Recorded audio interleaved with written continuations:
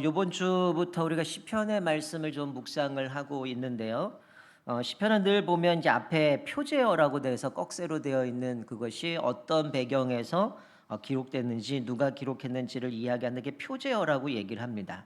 자, 오늘 우리가 읽은 66편의 말씀은 표제어에 보면 누가 기록했는지는 기록이 없습니다. 그냥 시 그리고 성전에 올라가면서 부르는 노래 뭐 이런 식으로 우리가 표제어가 기록되어 있는데 오늘 이 시는 66편은 뭐 전체적으로 어떤 배경에서 누가 썼는지가 기록이 되어 있지 않습니다. 근데 전체 내용을 봤을 때는 국가적인 어떤 구원의 경축을 앞두고 있는 그 자리에서 시인은 하나님을 찬양하라라는 그런 고백 가운데 성도들 또 어떻게 보면 순례하는 사람들이 모이는 그들에게 이제 하나님을 찬양하라고 초청하는 내용이 오늘 본문의 말씀입니다. 자, 오늘 1절부터 4절까지 말씀을 보면 먼저 이 시인은 하나님을 찬양하라라고 선포하면서 온 땅으로 시작해서 4절에 보니까 온 땅으로 끝나게 되어 있습니다. 그러니까 먼저 온 땅이라고 호명을 하죠. 온 땅이여라고 외치면서 모든 사람들에게 하나님을 즐거운 소리로 외치라라고 명령을 하고 선포하고 있습니다. 이런 보통 이제 구약 성경에서 소리를 외친다라고 할 때 두 가지의 경우일 겁니다. 하나는 뭔가 전쟁에 나가기 전에 이제 적진을 향해 달려갈 때 외치는 소리를 소리친다, 외친다라고 얘기를 하고요. 또 하나는 전쟁에서 승리를 경험하고 기뻐할 때에 소리를 외치면서 환호성을 하는 모습을 보여줍니다. 그러니까 이 장면에서는 아마 두 번째 해당되는 부분일 건데요. 즉 하나님 앞에서 우리가 이 전쟁에서 승리한다든지 또 하나님 앞에서 우리가 여러 가지 전쟁 가운데서 또 함성을 지르는 모습을 보겠지만 오늘은 어떤 경축 가운데에 국가적인 구원을 선포하는 모습 가운데 하나님을 찬양하라라는 말씀을 외치는 것처럼 여기서는 이 이스라엘 백성들 뿐만 아니라 온 땅을 호명하면서 하나님을 찬양하라라고 하는 것은 하나님이 승리케 하신 그 놀라우신 은혜 때문에 찬양하라고 말씀해 주고 있는 거죠. 그러니까 이 지금 외치라고 하는 거는 그냥 차분하게 뭔가 외치는 것보다 뭔가 좀 격분하고 좀 더 흥분되어져 있는 그런 뭔가 격한 감정을 표현해 주고 있는 내용이죠. 자, 여기 2절 말씀에 보니까 그를 영화롭게 찬양하라라고 말씀합니다. 이거를 원문 그대로 해석하면 그의 영광스러운 찬양을 만들라 이런 표현이죠. 그러니까 우리가 하나님을 찬양해야 되는데 우리가 그 하나님의 영광을 바라보면서 영광스러운 찬양을 만들어라. 그러니까 하나님을 높이 찬양하는 것들을 우리가 그렇게 해야 됨을 말씀해 주고 있는 겁니다. 왜 이렇게 하나님을 찬양하라고 이야기할까요? 3절에 보니까 하나님이 얼마나 위엄하신 분, 얼마나 위대하신 분인가를 어미를 생각하면서 그것들을 찬양하라라고 이야기합니다. 우리 구약 성경에 보면 어미로우신 분 또 바뀌어서 위엄 뭐 이런 표현으로 단어가 앞뒤 글씨가 우리 한글로는 이게 바뀌어 있지만 하나님이 행하신 그 일들이 얼마나 위대하시고 얼마나 영광스러운지를 그 어미로우신 하나님을 찬양하라라고 얘기를 하는 거죠. 그러니까 하나님이 행하셨던 일들을 생각할 때에 이게 얼마나 하나님 앞에서 감격스럽고 얼마나 이게 감탄스러운지 그 목소리를 드러내면서 하나님을 찬양을 하는 겁니다. 그러니까 사실 어미하다라는 이 단어의 의미는 두려워한다, 무서워한다, 경외한다라는 의미를 갖고 있습니다. 그러니까 하나님의 행하신 일들을 볼 때에 이들이 하나님이 얼마나 위대하신지 두려움도 있고 또 하나님의 영광스러움도 있고 그 속에 내가 가슴 벅찬 표현으로 하나님의 어미를 찬양하라, 하나님을 높여야 된다라고 말씀하죠. 심지어는 이 위엄이 얼마나 위대한지 원수들조차도 어떻게 한다고 말씀합니까? 하나님께 복종한다고 얘기하죠. 이게 원수들이 복종하는 거는 뭐 이 원수들이 순종하는 태도로 복종하는 게 아니라 사실은 여기는 어떤 표현이냐면 하나님이 두렵기 때문에 복종하는 겁니다. 하나님이 누군지도 모르고요. 하나님을 뭐 어떻게 보면 신뢰하는 것도 아니고 믿는 것도 아니고 하나님이 누군지도 모르는데 하나님이 행하신 일들을 보니까 야, 내가 이거 순종하고 싶지는 않은데 순종할 수밖에 없는, 하나님이 행하신 일들을 볼 때 인정할 수밖에 없는 그런 상황 가운데에 이 원수들이 복종할 수밖에 없는 그 모습을 표현하는 내용인 거죠. 그래서 이 시인은 온 땅을 향해 이렇게 말하라고 요청합니다. 온 땅이 주께 경배하고 주를 노래하며 주의 이름을 찬양합니다라고 하는 모습을 이들이 고백하도록 말씀해 주고 있는 거죠. 그러니까 이들이 누굽니까? 원수를 포함한 모든 사람을 이야기합니다. 여러분 이게 훗날 우리가 예수님 재림하실 때에 이것들을 보겠지만 한번 상상해 보세요. 지구상에 있는 모든 사람들이 택함 받은 백성들이 한 예수님 재림하실 때에 어떡할까요? 이 사람들이 다 주님을 찬양하고 우리가 할 수 있는 모든 것을 통해서 주님을 높이고 찬양할 텐데 지금 이 시는 그겁니다. 원수들까지도 포함해서 지구상에 있는 모든 사람들이 하나님을 향한 존경과 복종의 표시로 하나님께 엎드리고 악기들을 동원하고 하나님을 노래하고 찬양하고 하는 그 모습이 얼마나 영광스럽겠어요. 바로 그것을 보여주는 겁니다. 여러분 제가 몇 주 전에 아마 우리가 이제 4단계가 이제 연장되어지고 10%가 되기 전까지는 이제 오후 예배를 저희가 이제 줌으로 가정 예배 형식으로 제가 인도를 하면서 같이 드리고 나눔을 가졌는데 제가 몇 주 전에 그런 질문을 하나 던진 적이 있습니다. 어떤 질문이었냐면 나는 내 생애에 하나님을 믿는 증거들이 있느냐, 즉 내 모습 가운데 하나님의 살아계심의 증거들이 내 모습을 통해 드러나고 있느냐, 이런 질문을 가지고 나눴던 시간이 있거든요. 여러분 지금 오늘 본문의 말씀은 첫 번째로 이 모든 온 땅이여 라고 하면서 하나님을 찬양하라라고 얘기를 합니다. 왜 찬양해야 되는가? 하나님의 그 위대하심, 하나님의 그 어미하심 때문에 하나님을 찬양해야 된다라고 얘기를 하는데, 자 5절을 보니까 뭐라고 고백합니까? 와서 봐라, 이런 얘기를 하죠. 와서 보라는 거예요. 뭘 보라는 거예요? 하나님이 내 인생 가운데 하나님이 행하신 일들, 하나님이 살아계신 증거들을 너희들 와서 보라라고 말씀해 주고 있는 거죠. 여러분들에게는 이런 역사가 있습니까? 사람들이 여러분의 모습을 봤을 때, 또 내 인생을 봤을 때에 사람들에게 와서 봐봐, 내 인생 봐봐, 하나님이 살아계셔서 나에게 이렇게 일을 하셨어, 하나님이 나에게 은혜들을 베풀어 주셨어라고 증거할 수 있는 그 증거들이 여러분의 삶 가운데 있냐는 거죠. 지금 이 시인은 그런 고백을 하는 거. 5절에 와서 봐라, 하나님의 행하신 일들을 보라는 거죠. 사람들의 행하신 일, 즉 이 세상의 모든 사람들에게 하나님의 행하신 일들을 바라보라라고 말씀하라는 거죠.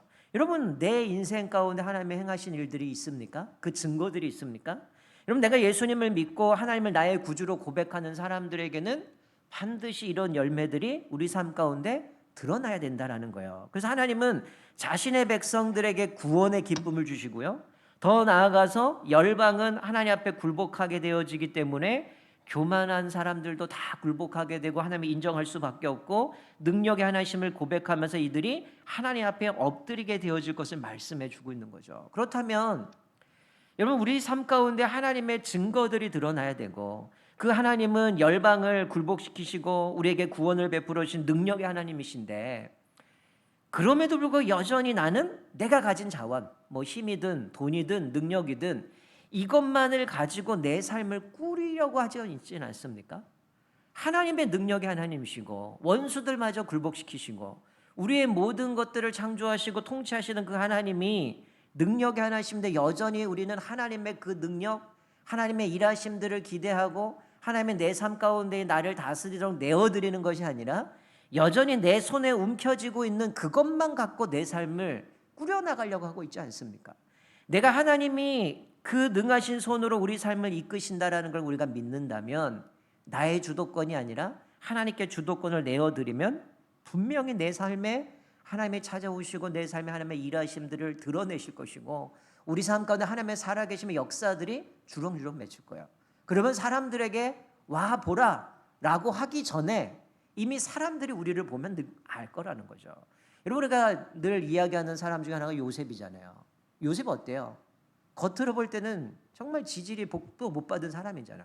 형들한테 팔려버렸죠. 누명 쓰게 되죠. 감옥에 갇히죠. 근데 늘 그 삶의 모습을 보면 하나님이 함께 하시기 때문에 가진 것 없어요. 누명 쓰고 억울하고 그렇지만 사람들이 볼 때는 요셉은 하나님이 함께 하시는 모습을 보면서 성경은 형통한 자다, 성공한 자라고 얘기를 합니다. 여러분 우리가 내 삶의 주도권을 하나님 앞에 내어드리고 하나님이 우리의 삶을 다스리고 통치하시면 그 능력의 하나님이 열방을 굴복시키시고 우리를 구원하시는 분이기 때문에 우리 삶에 분명히 오늘 이 시인이 고백하는 것처럼 하나님의 행하신 일들을 와보라라고 얘기하는 것처럼 사람들에게 우리들의 모습 가운데 이미 하나님의 역사하심들이 드러나게 되어짐을 말씀해 주고 있는 거죠. 자, 오늘 본문의 5절부터 7절까지의 말씀은 뭘 이야기합니까? 이스라엘에게는 무엇을 와서 보라고 얘기를 해요, 이들은 그렇게 얘기를 하고 있죠. 5절부터 7절까지의 말씀은 마치 출애굽을 연상합니다.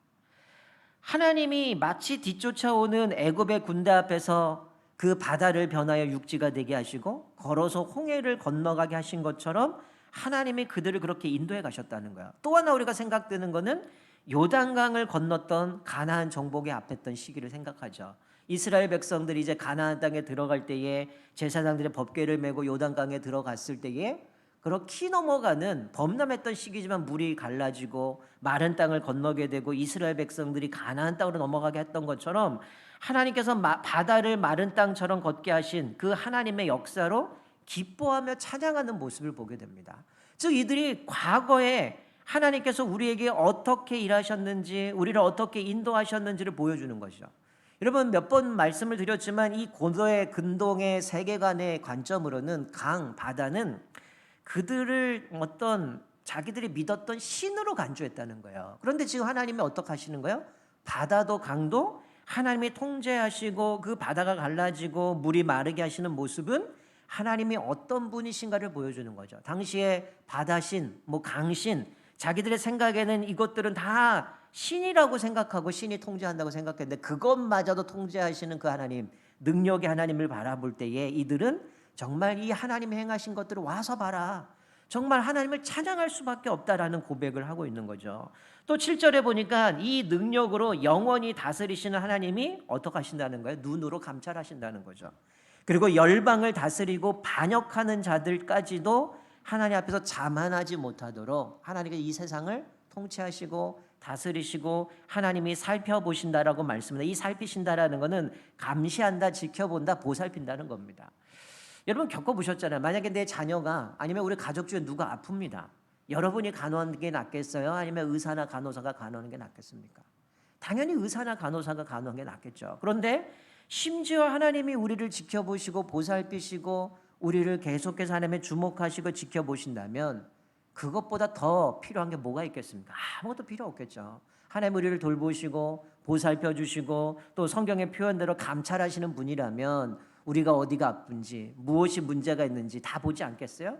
만약에 아이가 탈났다면 밤새 부모님이 어떻게 해서 어머니가 아빠들은 다 주무시더라고요. 어머니는 어떻게 합니까? 어떻게 해요?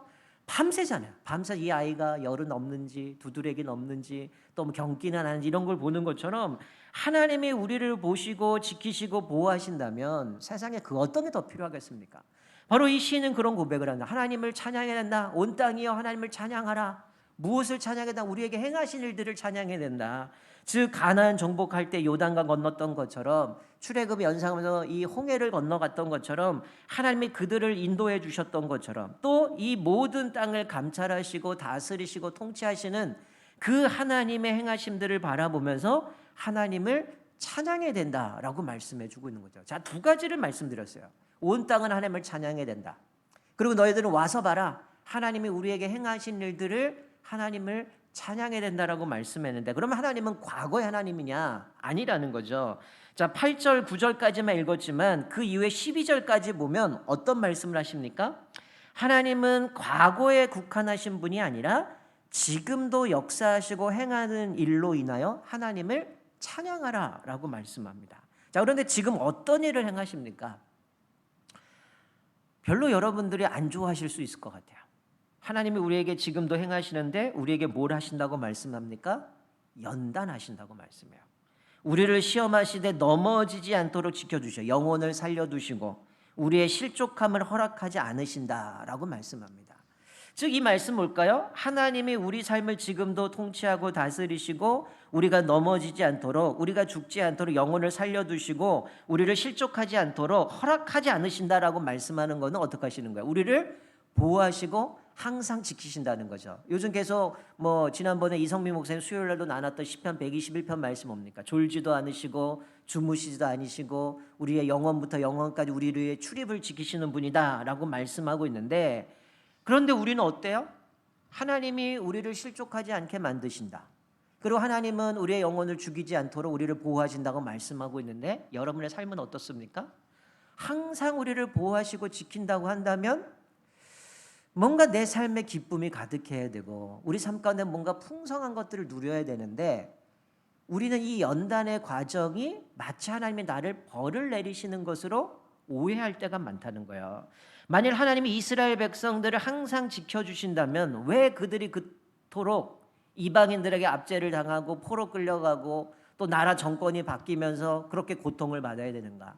또 요즘 또 김영희 목사님 같이 나누시는 그 말씀을 보면, 에스라 말씀을 보면 포로에서 돌아오는데 성전 짓는데 방해하는 사람이 있고 끊임없이 어려움들이 있거든요. 근데 왜 하나님이 이방인들에 의한 고통을 당하게 놔두시는가? 앞에 말씀이라면 실족하지 않게 만드시고 또 하나님께서 그들을 죽지 않도록 보호하신다고 한다면 뭔가 그냥 그 이후에 여전히 하나님 우리를 다스리시면 내 삶에 승승장구하고 행복하고 기뻐야 되는데, 오늘 본문의 말씀 하나님이 지금 뭘 하시는가? 연단하시는 과정이라고 말씀합니다. 그 이유는 우리가 오늘 9절까지 읽어도 그 이후 12절까지 말씀 뭡니까? 단련하시기 위함이라는 거예요. 여러분, 제가 누누이 말씀을 드리지만 사실 이 코로나 지칩니다. 짜증납니다. 정말. 또 연장됐잖아요. 여러분, 지금 여기 앉아 계신 분들 다 마스크 쓰고 있잖아요. 근데 뭐 당장 나가면 어떻게 다 벗고 다닙니다. 저 새벽 기도회 여기 예배드리러 오면 동네 사람들 산책할 때 다 마스크 벗고 다니더라고요.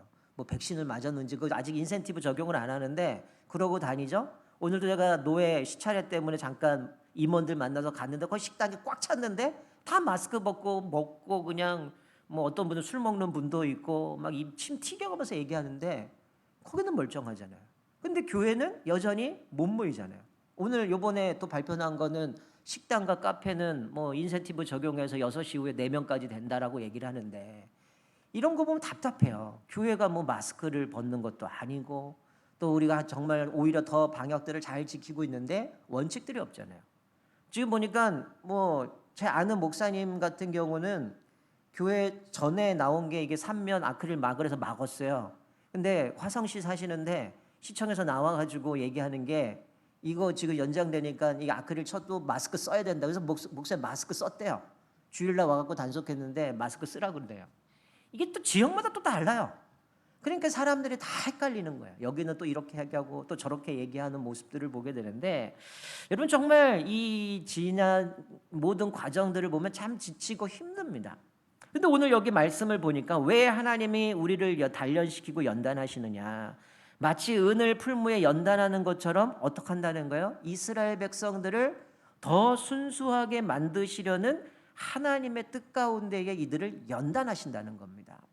여러분, 뭐 제가 이제 주일날에도 잠깐 말씀을 드리겠지만 최근에 이제 우리 합동 측에서 통계를 낸 게 있습니다. 이 코로나 기간 동안 한국 교회 성도들의 모습들, 교회 모습들 통계낸 모습들이 있는데, 여러분 이 과정 속에서 어떤 분들은 오히려 이 기간에 신앙이 더 뜨거워진 분이 있고요. 어떤 분은 그대로 정체되어 있는 분이 있고요. 어떤 분은 신앙에 퇴보된 분이 있어요. 그 세 부류의 모습은 그 기존의 자기 신앙의 수준에 따라 결과가 달라졌는데, 어떤 분들은 이 연단의 과정 속에서 오히려 하나님 앞에 더 신뢰하게 되고 하나님을 의지하게 되는 사람이 있고요. 또 어떤 사람들은 이번 계기에 오히려 그냥 풀어진 분도 있습니다. 제가 좀 전에 여기 앞에서 찬양하고 있는데 문자가 오더라고요, 카톡이. 그래서 이제 시계로 문자가 오는데 누가 문자를 보냈나 했더니 목사님이에요. 여러분 지금 찬양 끝난 게 9시 한 20분, 25분이잖아요. 근데 그 시간에 목사님이 문자를 보내면 이분은 뭐 하고 있는 거예요? 녹화를 한 건지는 모르겠지만 지금 한국 교회에 지금 10% 그거 갖고 예배 어떻게 드려? 예배 안 드린 게 수두룩합니다. 새벽 기도가 없고요, 금요 기도가 없고요, 예배가 주중에 예배 없는 교회가 수두룩합니다. 주일학교 예배 안 드리는 게 많아요. 여러분 아시잖아요. 우리 여러분들 1년 동안 여러분 다 교회 나오지 마라 그러고 위험하다 그러고 다 온라인으로 예배 드린다고 하면 교회 몇 명이나 나오겠습니까? 다 떠나갈 겁니다. 여러분 이 고난의 과정 가운데 하나님 왜 우리를 이렇게 길게 자꾸만 이렇게 힘들게 할까? 뭐 사람들마다 여러 가지 생각들이 다르겠지만 저는 오히려 이 기간을 우리로 하여금 정말 연단하시고 우리를 더 주님 앞에 순수하게 만드시는 과정이라고 생각을 합니다. 힘들어요. 사실 목회자들 뭐 신방 못 다니지만 일주일에 저희들이 사역하는 게 온라인 사역들이 많다 보니까 일은 더 많아졌습니다. 해야 될 것도 많고 작업도 해야 될 것도 많고 하지만 여러분 이 과정 속에서 더 우리 안에 예배에 대한 사모함, 우리의 신앙을 돌아보는 모습들, 그리고 한국 교회를 향한 모습들, 또 지금 뭐 아프간의 모습을 보면서 선교사님에 대한 모습들, 여러 다양한 모습들을 지금 사실 우리가 고민하게 만들고 기도하는 과정들로 만들어 가시는 부분들이 있어요. 그리고 뭐 아시다시피 뭐 아프간 보더라도 지도자가 내빼버리면 어떡합니까? 그런 모습을 보면서 우리 지도자들이 어떤 마음을 가지고 사명을 감당해야 될 보게 되는데, 여기 오늘 읽은 본문의 말씀 9절 이후에 12절까지의 말씀에도 보면 이들은 어떻습니까? 하나님이 그들을 좀 더 순수하게 만드시기 위해서 은을 연단하는 과정처럼 그를 만들어 가시는데, 11절 말씀은 이렇게 비유를 하셔요. 뭐라고 비유하냐면 하나님께서 이들을 연단하시는데 그물에 걸리게 하시고 어려운 짐을 허리에 메어 두셨다. 여러분, 하나님이 이스라엘 백성들, 택함 받은 백성들에게 그물에 걸리게 하고 어려운 짐을 허리에 메어 두신다. 그러려면 뭐하러 만드셨어요? 이렇게 따질 수 있잖아요. 근데 하나님 왜 이렇게 하실까요? 연단하시는 거예요. 순수한 가정으로 만들어 가시는 거죠. 한편으로 보면 뭐 한국 교회가 지금까지 얼마나 편했습니까? 그래도 우리나라는 마음껏 자유롭게 예배드릴 수 있고 이런 과정들이 있었기 때문에 사실은 우리 안에 목사들도 마찬가지요. 형식적인 모습들이 많이 있었어요. 간절함이 없었단 말이에요. 여러분, 사실 뭐 연세 드신 분들은 뭐 6.25도 겪으셨고 일제 강점기도 겪으셨고 신앙생활할 때 핍박받았던 시대를 겪으신 분들 있지만, 젊은 사람들이 핍박받은 게 있을까요? 오히려 사단은 핍박 없이 편안하게 해서 신앙을 저버리게 만드는데, 사실 우리는 핍박 아닌 핍박을 받잖아요. 애매하게 고난 받아야 되고 마음대로 교회 못 가게 되고 힘들고. 이번 통계에 나온 게 그겁니다. 코로나 기간 동안 성도들이 가장 힘든 게 뭐냐? 예전에는 교제 못하는 게 1위였거든요. 바뀌었습니다. 교회 가서 예배 드리지 못하는 게 힘들대요. 그만큼 우리들의 생각이 바뀐 겁니다. 사람들 만나서 교제하는 게 우선이었다는 거예요. 신앙생활의 1순위가 하나님 앞에 예배 드린 게 아니라 교제가 우선이었다는 거예요. 근데 1년 지나고 2년이 지나면 생각이 바뀐 게, 가장 힘든 게 뭐냐? 교회 가서 예배 드리지 못하는 것. 그래서 이제 이 코로나가 끝나고 다시금 돌아간다 그러면 어떡할 거냐 그랬더니 80% 정도 되는 인원들이 다 교회 돌아가서 예배 드릴 거다. 이게 바뀌어버렸다는 거예요. 어쩌면 이 2년 정말 힘들어요. 지쳐요. 좀만 뭐 하려고 그러면 또 스톱하고, 또 뭐 하려고 그러면 또 제재하고, 안 된다 그러고 비대면 하라고 계속 정책도 바뀌고 힘든 과정이지만, 이 과정 가운데 왜 이스라엘을 하나님이 그물에 걸리게 하고 어려운 짐을 허리에 매게 만듭니까? 또 12절에 뭐라고 표현합니까? 사람들이 우리 머리를 타고 가게 하셨다. 그러면 이게 무슨 말씀이에요? 이거는 엄청나게 이 연단의 과정이 고통스럽고 수치스러운 시련을 겪는 것을 말합니다. 그래서 물과 불을 통과되었다라고 말씀했죠. 그가 물과 불에 통과되었고 고통스럽고 위험까지 생명을 앗아갈 만한 심각한 것에 있지만, 궁극적인 건 뭡니까? 하나님이 그 시련의 과정이 쉽지 않음을 말씀해 주고 있지만, 왜 우리를 이렇게 순수하게 만들기 위해서, 하나님이 우리를 원하시는 모습으로 만들기 위해서 이 모든 어려운 과정이지만 하나님께서 그곳에서 어떻게 하셔요? 끌어내신다. 결국 하나님이 이 연단의 과정에서 그냥 우리 끝나고 죽어라, 멸망해라, 내버려 두시고 포기하는 게 아니라 결국 이 과정을 통해서 하나님이 원하시는 사람으로 만들어가는 겁니다. 그러니까 이 시련을 받는 동안 사실 이스라엘 백성 어때요? 포로 끌려가고 자유도 없죠. 포로로 끌려가서 마음껏 신앙생활 할 수 있는 것도 아니죠. 억압을 받아야 되고 여러 가지 고통 속에 있었고 속박을 당하고 있지만, 결국은 그 속에서 끌어내셔서 이 치욕의 자리에서 하나님이 이 모든 것들을 완전히 회복시켜주는 모습을 보게 되는 거죠. 그래서 12절에 뭐라고 말씀하니까 마지막에 이 모든 것을 이겨낸 자들은 물과 불을 끌어내사 풍부한 곳에 들이셨다라고 말씀합니다. 그래서 풍부하게 들이셨다라는 것은 이게 원래 의미를 보면 입에 물릴 정도로 실컷 먹다라는 의미에서 파생된 겁니다. 그러니까 이들이 자유도 없고 속박도 없고 그렇게 물과 불 속에 심지어는 머리를 짓밟는 것 같은 그런 고통 가운데 있던 그들을 하나님께서 연단의 과정을 다 겪으셔서 거기서 끌어내셔서 어떻게 한다는 거예요? 입에 물릴 정도로 지겨울 정도로 이게 먹게 하신 것처럼 어떻게 한가? 풍부한 가운데에 그런 곳으로 인도하여 주셔서 이제 이들이 마음껏 누릴 수 있고 평안함을 누릴 수 있는 여건으로 허락해 주심을 말씀해 주는 거죠. 결국 하나님이 이 연단의 과정을 통해서 우리의 모습은 하나님이 원하시는 사람으로 만들어 가시는 거죠. 왜 연단의 과정이 필요할까요? 우리는 아직 성화의 과정에 있기 때문이에요. 목사도요, 한두 주 교회 안 나가고요, 한두 주 기도하지 않으면요, 저는 똑같아지는 겁니다. 사람은 다 똑같아요. 왜? 죄성이 남아있기 때문에. 아담 이후에 태어난 모든 사람들은 태어날 때부터 우리 안에 죄성들이 남아 있기 때문에 우리가 그냥 내버려 두면 다 무너지게 돼 있어요. 특출한 사람이 없어요. 다 똑같아요. 그렇기 때문에 하나님은 어찌 보면 우리가 죽기까지 계속해서 연단의 과정을 통해서 하나님 의지하게 만들고 하나님 바라보게 만들고 하나님이 원하시는 하나님의 형상으로 회복하시는 과정으로 우리를 만들어 가셔서 궁극적으로 주님이 재림하실 때에 진정으로 완전히 변화되어진 모습으로 하나님을 만나게 되어주는 모습을 보게 됩니다. 자, 정리하면 오늘 우리에게 말씀하는 건 그겁니다. 하나님을 찬양해라. 온 땅 하나님을 찬양해야 된다. 이거는 우리가 어떤 하나님이 나에게 뭔가를 이루어줬기 때문에 찬양하는 게 아니라 하나님 자체만으로 찬양하죠. 하나님의 이름을 찬양하고 하나님의 어미를 찬양하고 하나님이 우리에게 행하신 일들을 바라보면서 처음에는 하나님이 위대하심을 찬양해야 된다.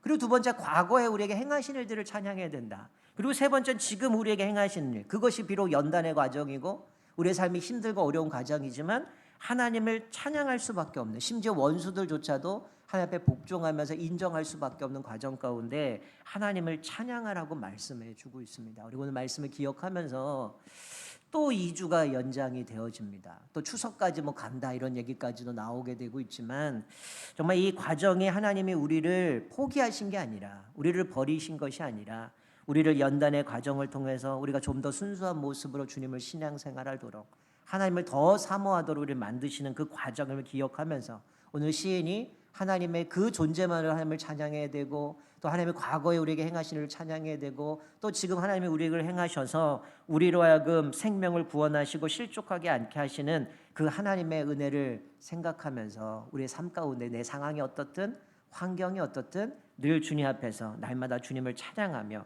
하나님 앞에 영광 돌리며 살아가는, 또 그래서 이 연단의 과정 가운데 오히려 더 하나님을 향한 그 기대 가운데 믿음으로 나아가는 저와 여러분 되시기를 주님의 이름으로 축원드립니다. 아멘.